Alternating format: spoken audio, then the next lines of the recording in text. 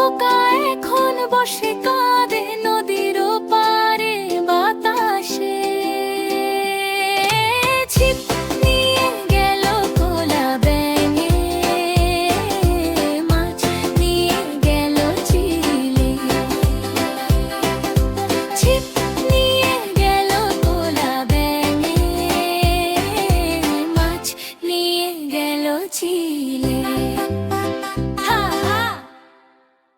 বন্ধুরা, আমাদের চ্যানেলটি যদি তোমাদের ভালো লেগে থাকে তাহলে অবশ্যই চ্যানেলটি সাবস্ক্রাইব করবে।